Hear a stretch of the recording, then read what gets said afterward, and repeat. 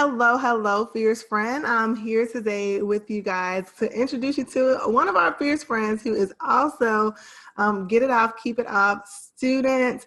Not a first timer, obviously, that's why she's here. She's got some wins under her belt. And the purpose of our video is really to give you a look inside of the transformation process. So many of us see these amazing before and after pictures, and maybe we have our desire.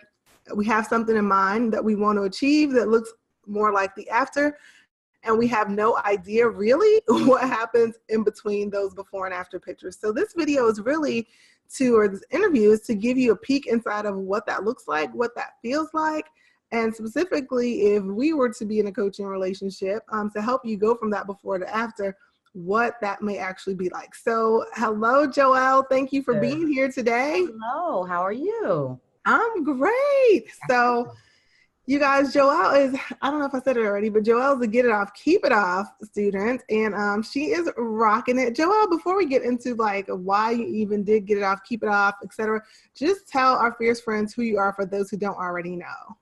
Sure. Well, my pleasure. I'm so excited to be doing this because I think it's important to help encourage one another. I am a mom of four and a working professional in a pretty demanding career. I also am a professor. And so my time is extremely limited. And one of the things that I knew was missing from the delicate balance that really doesn't exist in our lives is spending a little bit more time thinking about me. The pounds kind of creep up and you don't necessarily know how they got there. And you do, though, have to spend some intense time thinking about how to get them off. And so Get It Off, Keep It Off was important to me because I wanted to develop some good habits that would allow me to live the life that I live, but with sort of a lens that would help me to be smarter about the choices that I'm making, both for me and for my family, and to do something that would give me some kind of satisfaction, to feel like I had made some gains, that I had found some accomplishment points instead of constantly focusing on what the scale says. So that was really what was important to me. Wow, yeah.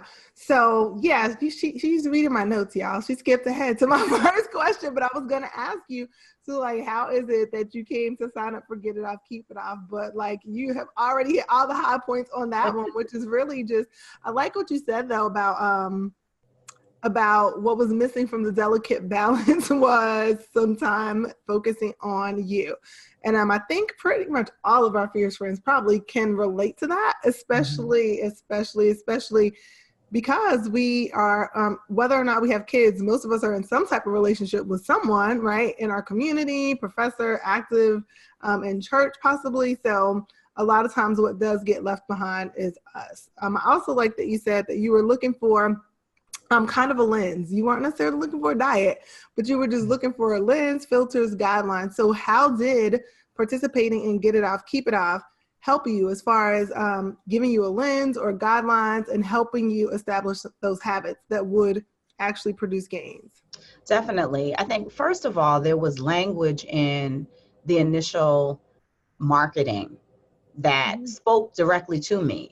And I wish I meant to bring it, to have it in front of me, because it was like a series of points. Like, is this, do you this? Are you missing this? Do you wish you had this? And I was like, yes, yes, yes, that's all me. And as a result of that, I think the most important piece of the program is it's not so prescribed. So I find with a lot of the diets that have come and gone, you do a specific thing. And I'm really good at being into, if someone tells me to do something, I'm going to do it. And so for that 14 days or 21 days, you can do that. You can say, yes, I'm going to have a half a cup of Greek yogurt every morning. And you go to the grocery store and you prepare for that. But then what do you do after that? And I think for me, it was more so, how do I find something that is flexible enough to fit into my lifestyle, but also at the same time would hold me accountable? So I needed the rigor, if you will, of someone checking in and saying, okay, so what are you doing? I needed there to be some options. I'm not, like, for example, I'm not a big breakfast eater, never have been.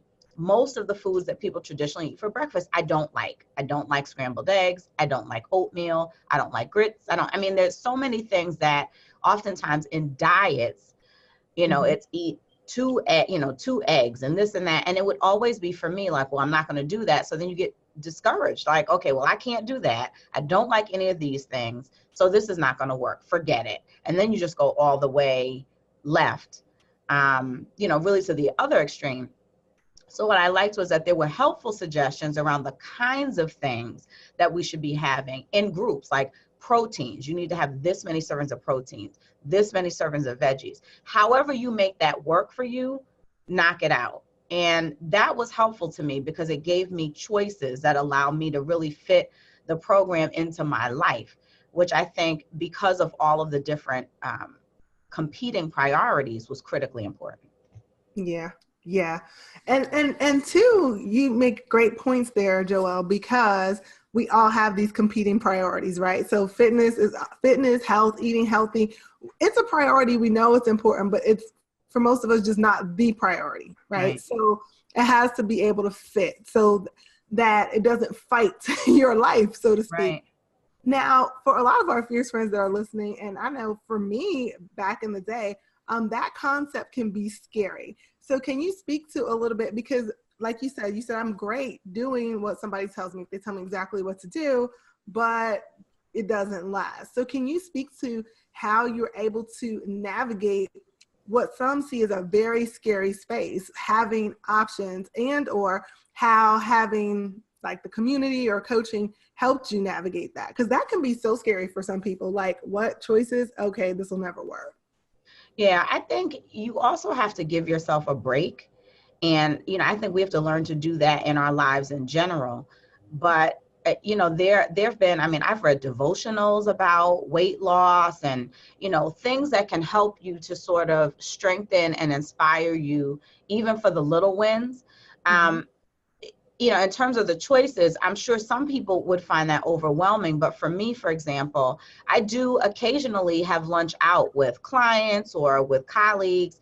And, we may have, at least in the proximity, there are choices that I'm used to, but it caused me to look at the menu differently. So to ask questions like, can I do this without this? Or it's not that you can't have that. Like one of my favorite things now is there's a restaurant probably about 25 steps from my office. And they are known for burgers and steaks and bison and things like that. And I've gone in the past and people tend to get burgers. There's like 15 burgers that you can choose from, but they also have some really good salads. So, one time I went when we first started the plan and I said, I'll have the salad, but no cheese. I'll have this burger, but don't bring me a bun. I don't want the fries. I just want the side of sliced tomatoes they had. And the burger was good enough in itself to me, just the combination of things. And I realized those are the things I like. So I love caramelized onions. I love, those kinds of things. So when you put that on it, I was like, oh, but that's what I really want. I really don't need the bun. The bun is for form or fashion. So I started to realize that choice allowed me not to be so pigeonholed, but to be able to really be flexible in places that I really like and find them in a new way. So sort of rediscovering places that I've been, but that I can fit into this. Also, sometimes you're just not going to be able to do it. There have been times when I'm in the car with the kids. Saturdays are very difficult. You've got all kind of kid activities or whatever, your own activities, community meetings and things, and your time is limited. And the times may not line up with you going home or going somewhere else to sit down or even carrying food around with you. So I always have my water bottle, that's for sure. I started keeping something in the car. Some of the bars I just don't like. So I'm not even going to say, oh, I'm going to keep that just in case, because I won't eat it. I'll go find something else. But just giving yourself a pass. Like, you know what? I'm taking the kids through a drive-through. I can get a small burger and just have the meat. Or if I eat the bun that day, I eat the bun that day. I mean, the fact of the matter is it'll all come together. It all comes out in the wash. And that's the thing. It's just giving yourself a pass. I think if you're too rigid with what you have to do, you won't do it. And so that's for me. Like, you know what? Okay, this particular day we had whatever. It is what it is. That was today. Tomorrow's another day. Start fresh. Yeah. Yeah, I love that. And that's true. I like that you say that as well, because so many times in programs, diets, whatever it is, even if they call it a lifestyle, it's really not, because there is no wiggle room for life, right? So many times is literally either you do it or you don't. And Right. if you don't expect any type of results because you didn't do it. And so it's kind of like either work the program or what was you, right? That's just Yeah. kind of the tone. And you're right, it's not that big of a deal. Some days you're going to eat the bun, and that's okay, because maybe Yeah. yesterday you had the broccoli. So it's just, it does come out in the Right. wash. So what would you say, Joelle, at this point, would you say were your biggest wins? Because you've done 2 rounds now, so you've done Get It Off, Keep It Off. You're very familiar with the program. I feel like you can almost do it with your eyes closed now. Even how you just ran off, okay, I get this with that, but not this, or sometimes I'll get this. What do you feel are your biggest wins? I think probably the biggest is I've actually been a water drinker for probably about the last 15 years. Literally, when I was pregnant with my oldest daughter, I, got into the process of sort of, weaning out a lot of, I was a big iced tea drinker. So not even, soda occasionally, but I really kind of weaned myself off of. So iced tea is like my treat now. I'm Mm-hmm. water with a lemon or a lime. I've gotten my kids to like make my bottle in the morning, so it becomes a part of our process. The oldest one now discovers that, Mom, I really should drink more water. It will be good for my face. I'm like, oh, really? I've only been saying that for like 1,000 years, but now she saw it on YouTube, so that makes it golden. It is. So the water thing, and I bought my mother a bottle as well because she really didn't drink a lot of water. So I think we're all starting to get, and I do the grocery shopping. So if I don't buy it, they don't have it. So get some water. And so that I think has become more of a family kind of thing. So that's a big win. I've also introduced some new foods into my family's repertoire as well.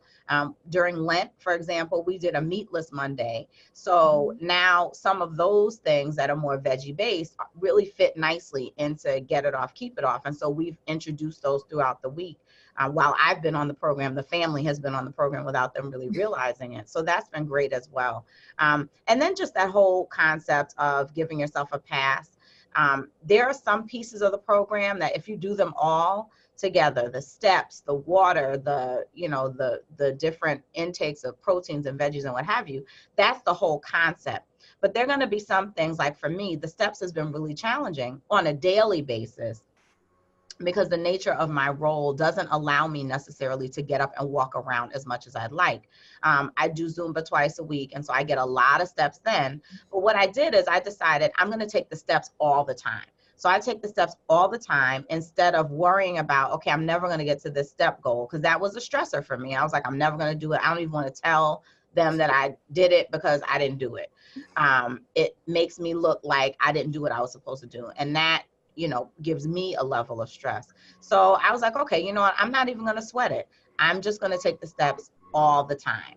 And so that's what I do. Everywhere I go, I take the steps. And I have to remember sometimes when I have people come visit, and my office is on the 3rd floor, I'm so used to taking the steps that like sometimes I'm like, ooh, I should probably ask them if they want to take the steps or if they want to do the elevator, because I'm so used to doing it.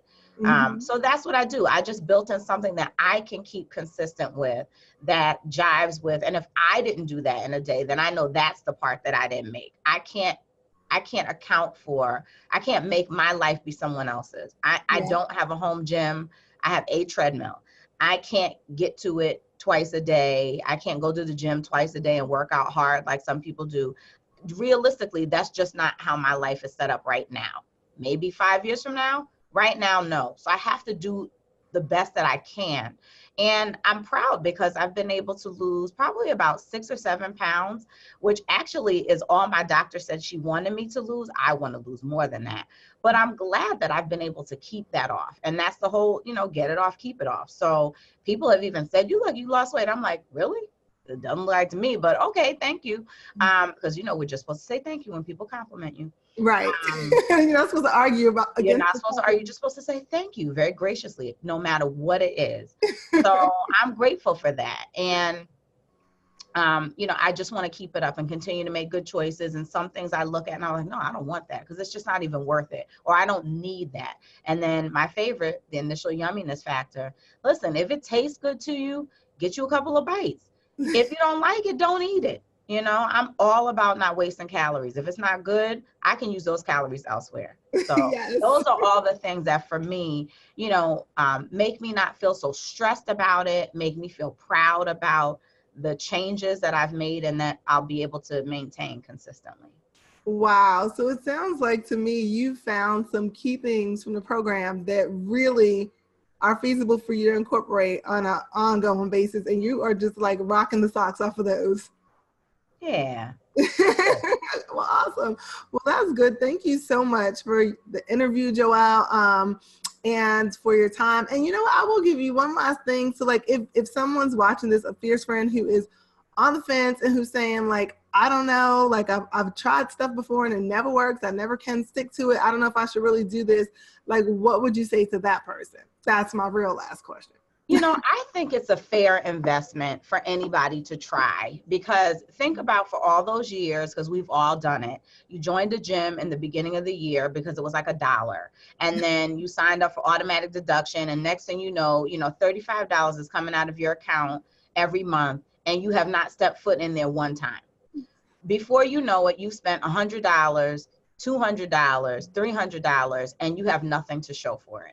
And so I think the investment that you make in giving this a try, the tools, the materials that you'll receive, and I have to say the support, Conchita, you have an uncanny ability to be all up in our business and not even be anywhere near us, to the point where sometimes I would find myself like, oh God, she just sent that post, it's time to check in, but in a positive way, because the thing is, we know that you are there for us and that you're not giving up on us, even in those moments when we may want to give up on ourselves. And that support is so important. So I think it's worth a try. It's worth a shot. If you try and it doesn't work, try it again.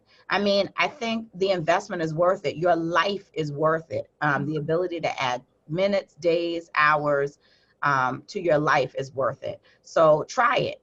And, and then know that once you get those tools, you can tweak them in ways that make sense. Ask her any kinds of questions that you have, and just go for it. I just think it's worth the investment in you to get it done. Awesome. Well, you heard that. All up in your business without being anywhere near you. That is very true. Accurate in your business. Until next time, fierce friends, stay fierce.